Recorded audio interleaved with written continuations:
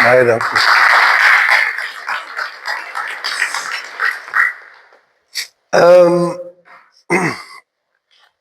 Voorreg om hier saam te kan wees. I'm gonna mix in some English as well. Maar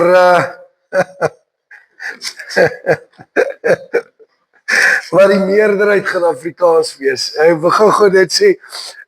Laas Woensdag aand was 'n klomp van ons hierso. Met die herinneringsdiens. En toe Pastor Bruce sê nee, die ANC mense moet opstaan om vir die ander mense plek te maak. Toe staan ons ook op. En ons maak maar plek want ons sien onsself so ook deel. Wat 'n voorreg om hier te kan wees. En ek wil net gou dit sê. Dankie vir die vooraf liedere. Ek sou so graag wens ons kan begin met dieselfde lied elke aand. Want ons is hier so saam en ek sit en dink en ek dink die woorde is so forget about yourself. En ek sit daar agter en ek is net besig met myself. Want jy sien, ek het nou 'n wit hemp aan. En ek dink by myself, stupiders. Kom nou 'n wit hemp man, want dan lyk jy soos een van hierdie paus ouens wat so half in wit hier in seil en maak asof jy enigstens iets spesiaal is. En ek dink toe in myself, nee, wag, ek gaan vir julle nie die waarheid vertel. Die waarheid is die volgende, ek was op 'n kamp, tot nou toe. Is op 'n kamp, kom by die huis aan, is in die verkeer 'n bietjie gevang, ek het nog vir my broer gesê, luister, begin dit 7:00 of 7:30, want ek bedoel, dit is die verskil, en ek dink by myself, ek gou vinnig deur die stort spring, en ek kyk, en die wit hemp is die een wat skoon is. En ek dink self nee, en ek haal toe eers 'n ander hemp uit, en ek dink, kom ek kry die tweede aand die wit hemp. Nie die eerste aand nie, maar hy is die een wat skoon is. Maar niemand weet wat in my hart is nie. En 'n wit hemp kan nie dit wegsteek vir die Here. My hart is in hierdie tyd dat ons so na Jesus Christus sal fokus, dat ons sal vergeet van onsself. En dat jy ook sal vergeet van my wat die woord bring. Of jy nou dink, ag nee wat, hierdie ou. Moenie dit onderskat nie. Want Jesus kon deur 'n donkie werk. En daarom is dit vir my 'n geweldige voorreg om hier saam te kan wees in Passion Week. En jy hoef nie voor te berei vir dit nie, want dit is iets wat uit my hart uitkom. Ek het voorberei. Nee, rustig. Wees rustig, maar as iets wat uit my hart uitkom en ek wil vir u vra, kan ons in hierdie volgende 3 aande na een gedeelte kyk in die woord. Ons gaan na een gedeelte kyk in die woord vanuit verskillende hoeke. Na die een vertelling, na die een plek, en ons gaan werk stukkie vir stukkie, en ek beloof vir u, u gaan Christus sien. En ek beloof dat ons 'n helder visie gaan hê en ietsie gaan gebeur in ons harte, nie oor ek is nie, maar omdat hy is wie hy is. En dit is om waaroor dit gaan. En dis die gedeelte in Johannes 12. Dis die gedeelte in Johannes 12. And as I said, I'll try and throw in some English. Dan blend ons mos maar die ding, né? So, maar kom ons vra vir die Here. Vader, my gebed is, soos jy so saam is. Dankie vir die voorreg. Here, dankie dat ek kan vra dat die gemeente sal seën en ons hier saam. Ons is die kinders, Here. En ons het nie nodig. Here, in hierdie tyd het ons nie 'n visie nodig om te sê waartoe ons op pad is nie, want ons weet nie dit nie, ons het 'n visie nodig van die opgestane Jesus. Want as ons visie van die opgestane Jesus reg is, sal alles anders in plek wees. My gebed is vandag, Here, dat hulle my nie sal sien nie, nooit in hierdie paar dae nie, maar dat hulle Jesus sal sien en dat U verheerlik sal word, ook in die tyd met die woord, soos wat U verheerlik is as ons saam in lofprysing kom, en soos wat ons hier saam is, want ons is in U naam saam. So ek het 'n vrymoedigheid om te vra dat U my sal salf, sodat U self ook deur die woord sal wys. In Jesus se naam. Amen. Right, okay.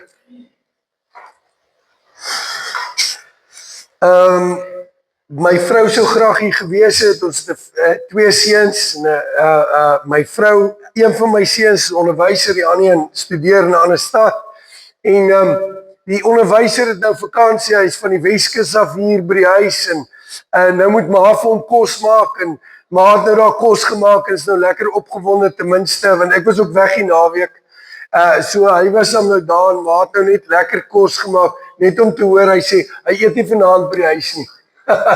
So, okay, so ek kom nou vanuit 'n groot teleurstelling by die huis uit. Okay, so right. So ons gaan kyk na Johannes 12. Na Johannes 12 en is 'n gebeure wat 6 dae gebeur voor Jesus se kruisiging. Maar is so 'n reël gebeurtenis dat wanneer Matteus en Markus dit aanteken, dan lyk dit vir ons asof dit die aand gebeur voor Jesus oorgegee word, maar dit is nie. Matteus sit dit so naby in die kruisiging in Matteus 26. En Markus sit dit so naby dat 'n mens dink dit gebeur net voor dit. Maar Johannes sê vir ons actually wanneer dit gebeur het. En dit is 6 dae voor die kruis. So ek blaai nou Lukas 12, Johannes 12 en ons gaan elke dag, ja, elkeen van die 3 dae na hierdie selfde skrifgedeelte kyk, maar vanuit saam met Johannes 12 na die ander evangelies ook. Okay, so as u reg is en ons kan begin, dan weet jy, ek het dit nou hierso en ek het nog 'n paar Engelse aantekeninge gemaak. Okay. Net, I just wanted to share that. Net om te sê, ek het al 'n bietjie moeite gedoen, hè. Right, so maar kom ons lees. Ons en as jy 'n Engelse Bybel het, dan vind dit maar net soos wat die woord sê dit in ons gaan Johannes 12 vers 1 lees en dan gaan ons die gedeelte lees in Markus wanneer hy dieselfde gedeelte sê. En Jesus het 6 dae voor die Pasga na Betanië gekom waar Lazarus was wat dood gewees het en wat hy uit die dood het opgewek het. En hulle het toe vir hom 'n maaltyd berei. En Martha het bedien en Lazarus was een van die wat dan saam aan tafel was. En Maria het 'n egte pond baie kosbare nardesalf geneem en die voete van Jesus gesalf en sy voete afgedroog met haar hare en die huis is gevul deur die reuk van die salf.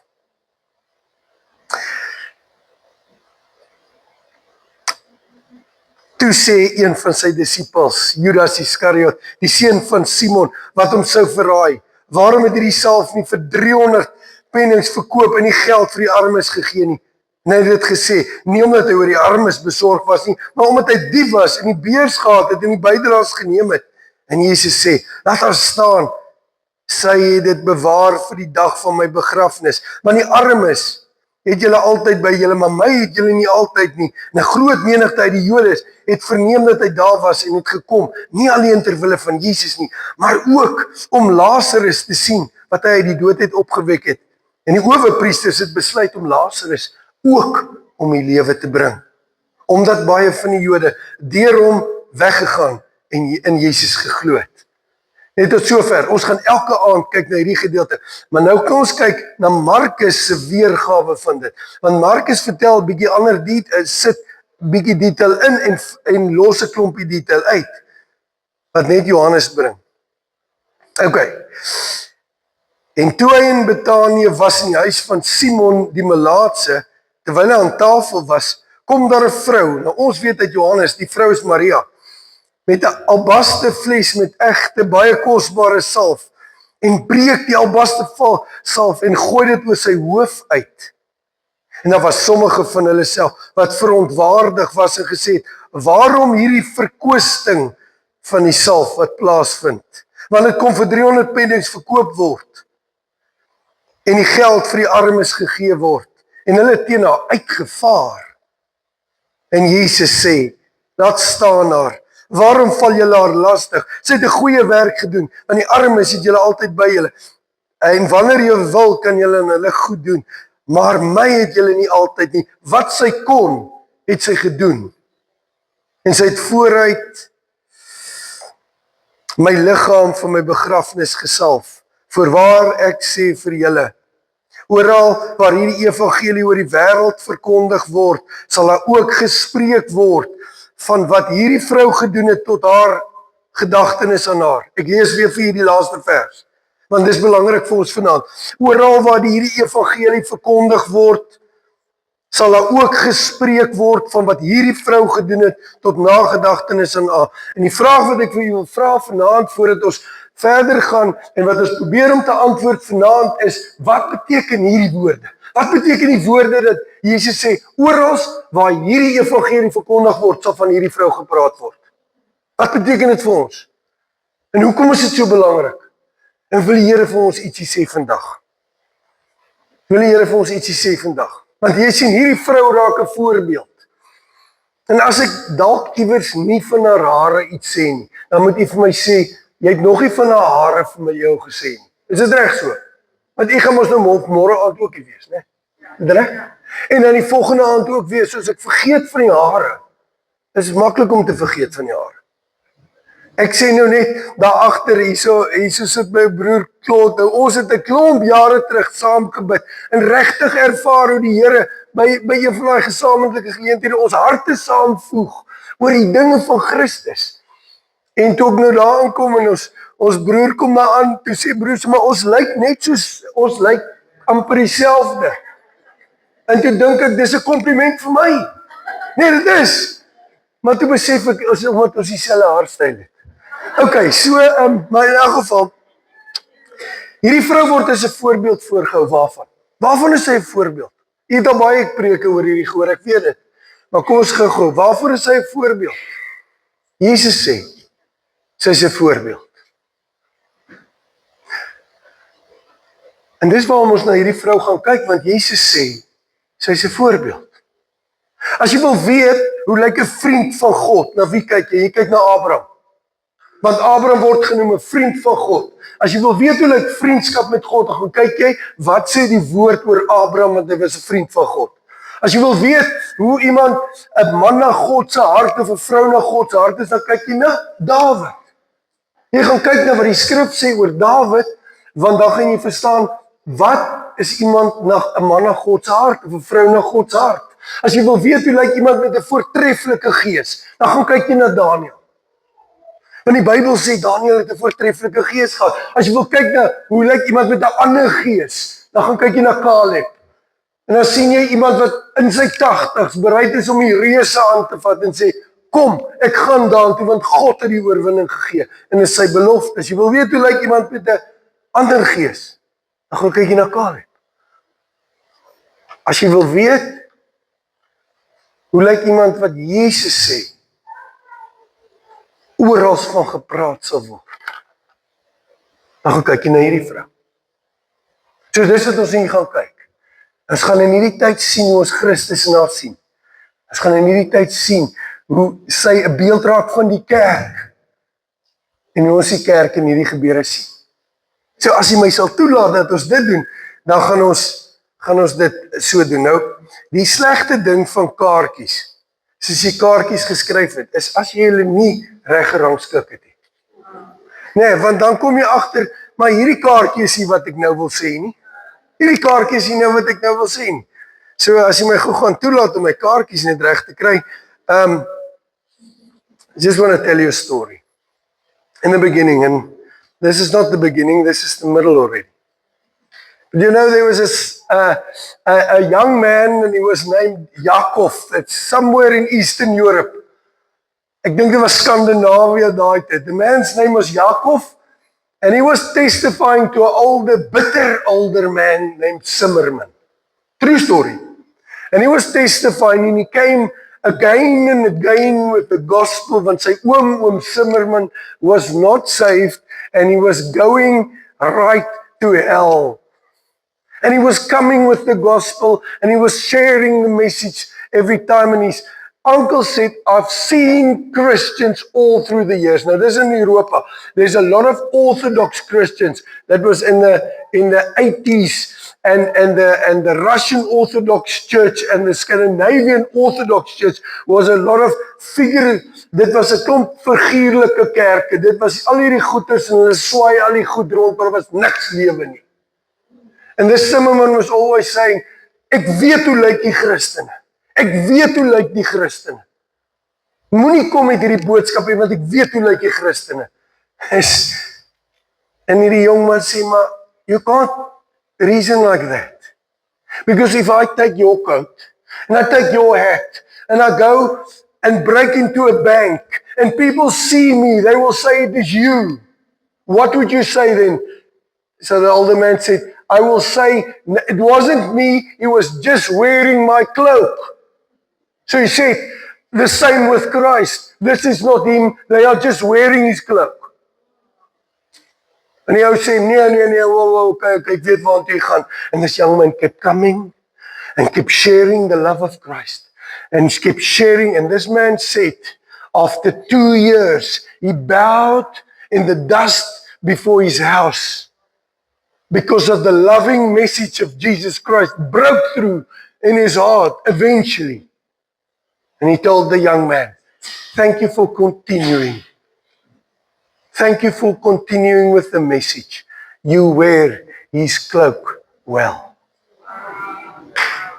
Now, this woman, Jesus Christ is showing us, saying, she wears my cloak well. So die eerste ding wat hier gesê word van hierdie vrou, behalwe dat sy gekom het en sy het haarself uitgestort, sy het haarself uitgestort, 'n baie kosbare salf, 300 silwerstukke of 300 was omtrent die ekwivalent van 'n inkomste van 'n jaar. Hulle sê as jy die sabbate afgetrek het, 6 dae 'n week gewerk het, dan was jy by 300 silwerstukke as jy 'n gewone loon gekry het, soos 'n jaar se inkomste. Dis 'n groot ding gewees. Sy kom in 'n geselskap waar die man sit om die tafel, iets wat nie sommer sou gebeur nie, en ons weet nou uit Johannes uit, dit was Maria, so sy was naby, en sy maak haar hare los. Sy maak haar hare los. En waarvan getuig dit? Dis nou nie vir my 'n baie praktiese beeld nie. Maar hoe maak ek my hare los? Dit getuig van dat sy neem vrymoedigheid. Sy kom sit by sy voete, en sy stort haarself by hom uit. En die Bybel sê vir ons een ding. Die Bybel sê vir ons, die geur wat sy gedoen het die huis gevul. Die geur het die huis gevul. Dis wat gebeur het. Dit wat sy gedoen het die huis gevul. En in dit raak sy profetiese beeld van dit wat Paulus gesê het later om te sê, dat wanneer jy loop, dan gaan jy een van 2 geure dra. Jy gaan 'n geur van lewe hê, of jy gaan 'n geur van dood hê. En hierdie vrou is die beeld van die kerk wat 'n geur van lewe dra.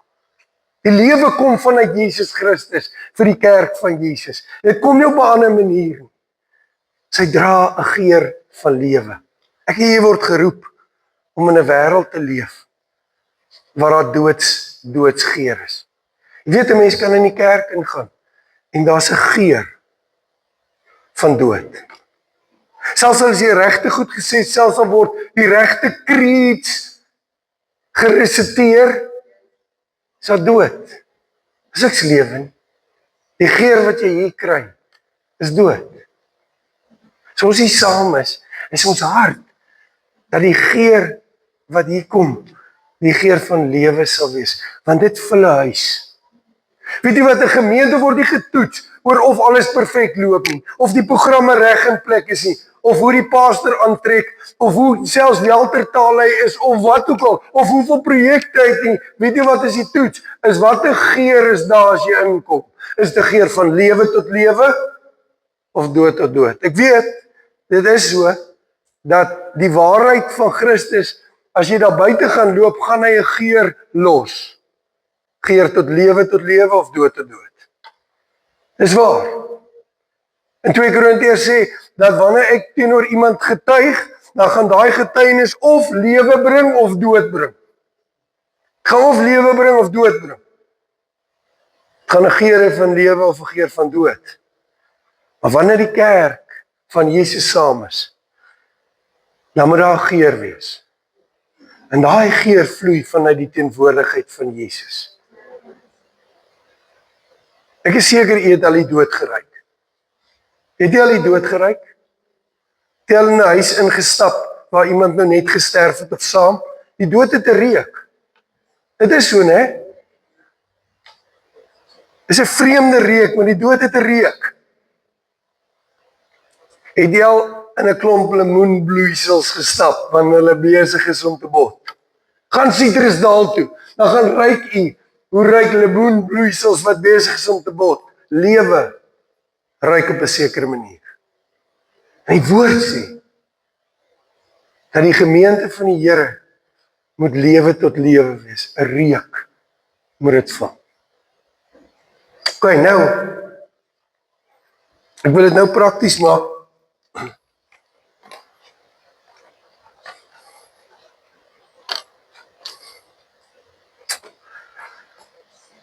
Daar's 'n rispe.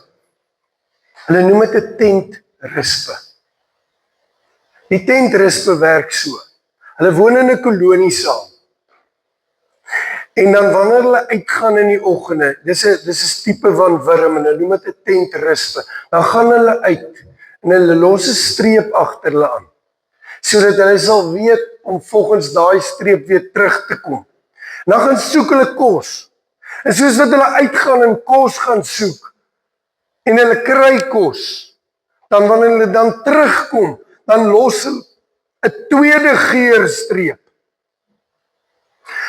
En wanneer hulle terugkom by die kolonie, dan ruik die ander, wat is die kleur, die kwaliteit van die kos wat hulle gekry het 'n geur agter hulle gelos. En op grond daarvan, dis regtig, kies hulle waar is die beste kos vir die kolonie. En dan loop hulle op daai geurstroom agter iemand aan. Ek dink jy as 'n beter beeld van hoe die kerk van Jesus moet funksioneer. Met 'n geur wat is los. Nou hierdie vrou los 'n geur, deurdat sy haarself oopbreek. Dit kom oopbreek, bring sy 'n geur. 'n geur wat vanuit 'n kwaliteit kos uitkom, omdat sy Christus ontmoet. Nou ons gaan môre kyk, nou hoekom dit so anders is, want tussen al daai groep mense, selfs al die disippels rondom die tafel, is sy die enigste wat onderskei dat hierdie is Jesus wat gaan sterf. Sy is die enigste wat dit weet. En daarom sê Jesus, dit wat sy hier doen, het significance op my begrafnis, want sy is die enigste wat erken, ek gaan sterf. Niemand anders nie. Ons gaan daarna kyk.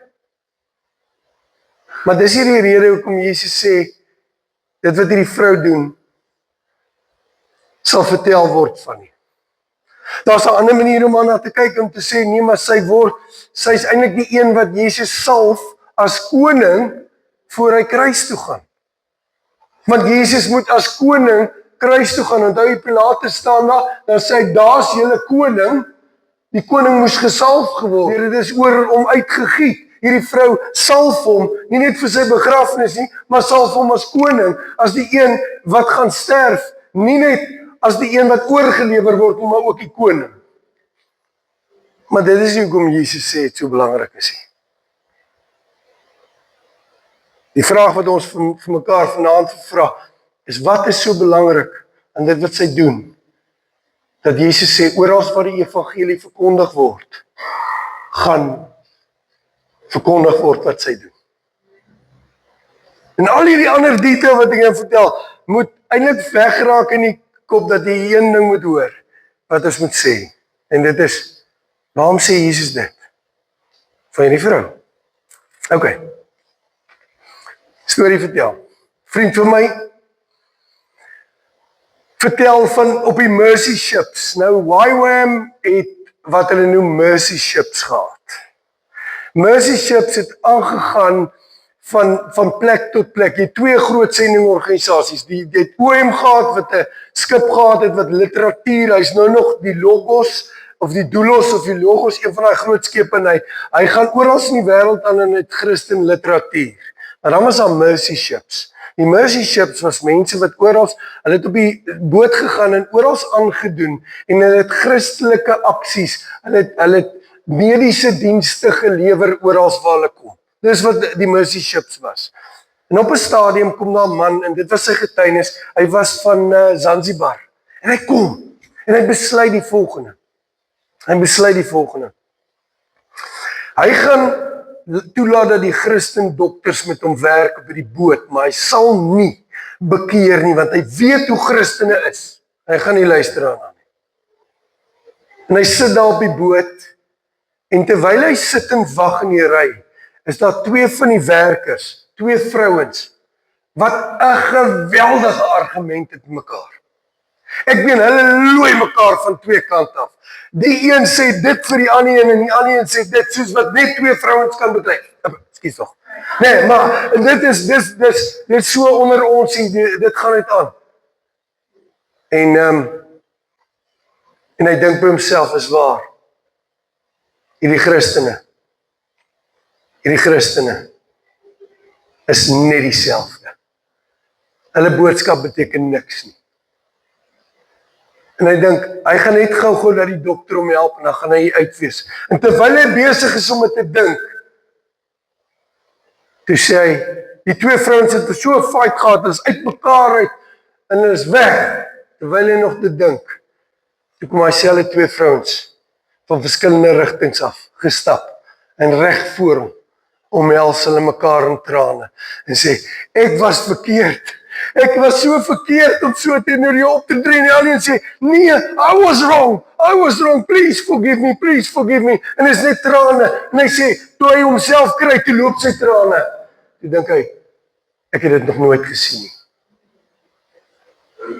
want die geur van Christus is anders as die geur van die wêreld. En ek en jy word geroep om soos Rispus in 'n wêreld uit te gaan en 'n geur te los van 'n kwaliteit van lewe wat daar in Christus is wat die wêreld nie weet nie. Selfs al het ons misverstande, selfs al werk dinge nie uit nie, selfs al sukkel ons in verhoudinge, dan wil ons 'n geur los van Christus. Dis wat hierdie vrou. En sonder dat sy geweet het, het daar aksie, 'n getuienis gebring, wat tot vandag toe ons aanspoor en sê, ek en jy word geroep om 'n geur te los in hierdie wêreld, wat anders is as enige iets wat die wêreld nog gesien het. Enige iets.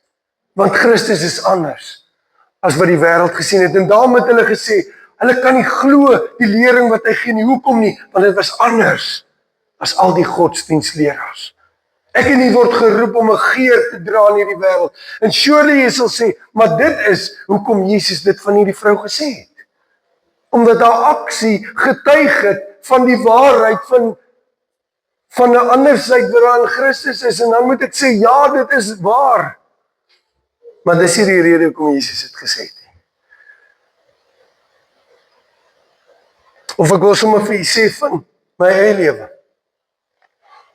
So ek is as a young man, I was actually shattered.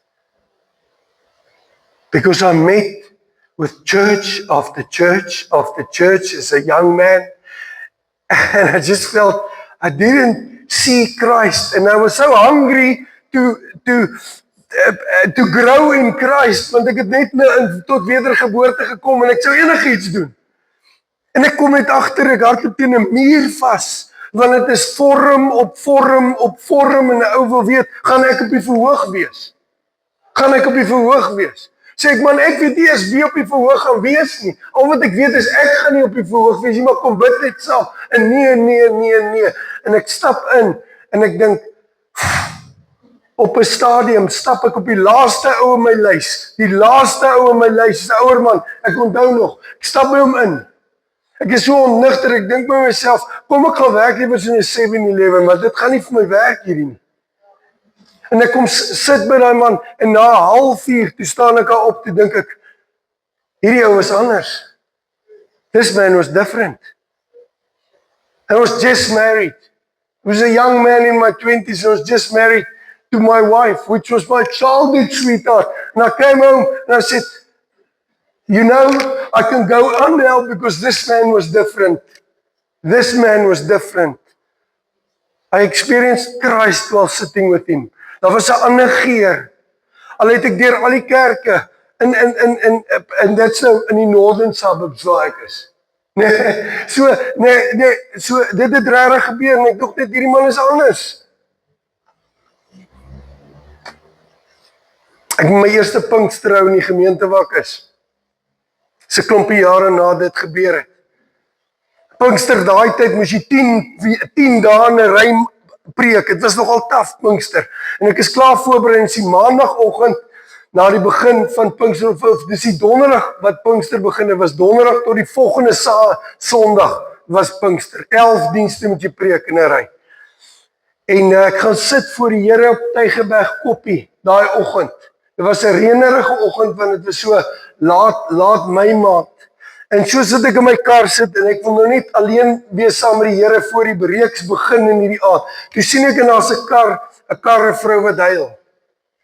En ek dink, wat moet ek nou doen? So ek stap oor dan toe klop aan haar venster. Ek sê, as sy iets fout, kan ek help? Sy is wel vreemd. Ek sê, man, kan ek net help? Sy iets waarvoor ek kan bid. En sy is toe in 'n krisis en sy sê vir my, ja, she's a Jewish lady. Sy sê, from where are you? Ek sê, waar ons was, en dit is dit, en ek sê, sy sê, but, do you serve the Lord? Ek sê, yes, I'm serving the Lord, en sy sê, can I tell you my story? Maar sy is nou bezig om te huil, is 'n ouer vrou, ek is klaar ongemakkelijk, en sy sê, kan ek jou op my story vertel? Ek sê, ja, jy kan maar vir my vertel. Sy sê, I worked with architects in the city. En onthou, ek was daai tyd was ek in die NG Kerk, ek was 'n jong predikant in die NG Kerk. Ek het nou sedert die my laat doop en daai tye, so ek is lankal daar weg, maar daai tyd was ek 'n NG predikant daar onder in Bellville. En sy sê vir my, jy weet, ek het met 'n klomp dominees gewerk, want ons argitekfirma het die kerke gebou. En sy sê, hulle was die moeilikste ouens wat ek nog mee gewerk het. En sy sê, I'm a Jewish lady. And then I decided, as dit is hoe Christene lyk, wil ek niks met hulle te doen hê. Niks nie. En sy sê, I made that decision. And it was final. And she said, but one day a man came in, and he was different. En ek dink, ek het dieselfde ervaring gehad. Ek het ook met 'n klomp kerke gewerk. And one day a man came and he was different. En ek sê vir haar, do you know the name of the man? 20 jaar uit mekaar uit. Dieselfde man. Because one day a man came and he was different. Wat 'n geur het ons? Wat 'n geur het ons? Is dit Christus? Of is dit onsself? Just forget about yourself. Concentrate on him. Die wêreld is moeg vir die kerk. Ons stad is vol kerke. Vol kerke. Nou die dag, ons het 3 maande terug, 3 jaar terug het ons vir Mannenberg gebid. Toe sê hulle vir my, Mannenberg het oor die 400 kerke. Ek kan dit nie glo nie. Sê ek, nee, dit moet minder wees. Kom ons maak dit 'n kwart, 100 kerke. Sê ek, nee, ek kan dit nie glo nie, dit moet minder wees. Kom ons halveer dit, 50 kerke. Kom ons halveer dit, 25 kerke. Kom ons halveer dit, 12 kerke. Hoekom lyk Mannenberg nie anders nie? Want die geur wat mense kry is die Christus nie. One day a man came and he was different. En ek en 'n vrou het 20 jaar uit mekaar het dieselfde ervaring gehad van dieselfde man. En jy weet, dit het my lewe verander. This lady was different. Sy was anders as almal aan die tafel. Want sy het besef, Christus het 'n waarde wat my alles van my verlang. En dis hoekom ons na haar gaan kyk in hierdie paar dae.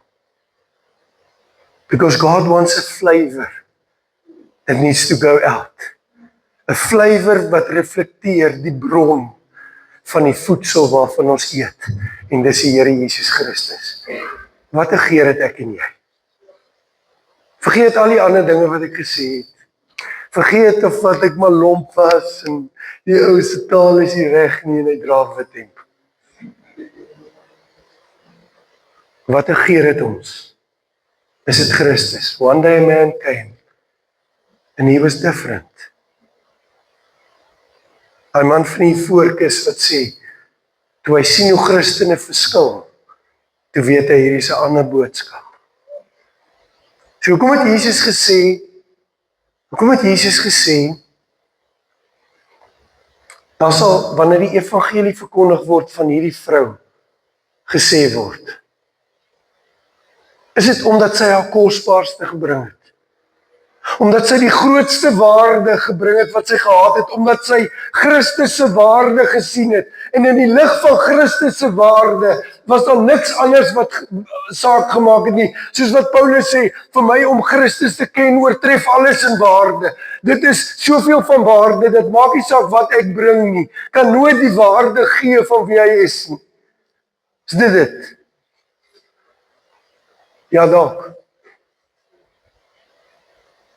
Maar 6 dae na dit wat gebeur het, toe breek die volmaakte kruik aan die kruis. En al God se liefde spoel uit, stort uit, soos wat hy deurboor word en gebreek word aan die kruis. En dis waarom Jesus gesê het, oral waar die evangelie verkondig word, sal verwys word na wat sy gedoen het, want deur wat sy gedoen het, het sy die kruis verkondig, en sê die kosbaarste kruik gaan gebreek word aan die kruis, en die kosbaarste salf, God se liefde, gaan uitgestort word ten volle. So kom Markus sê, die kruik is gebreek, en is heeltemal leeg gemaak. Dis hoekom die Bybel sê, oral waar die evangelie verkondig word, sal getuig word van die vrou. Hoe kry ek nie dit? Ek staan altyd nader, ons gemeente raak het ook so, die mense sit al hoe verder, want die sien ek spoeg, wanneer ek opgewonde raak, dan sit hulle al hoe verder vorentoe, en dan is ek geneig om al hoe nader te staan. Is jammer daaroor. Niemand het my anders geleer nie. Hoe kry ek deel aan dit? Hoe gaan hierdie tydjie vir ons verander? Deur te kyk na die kruik wat gebreek is. En die woorde te hoor van Romeine 5 wat sê, God has shed abroad in our hearts the love of Christ.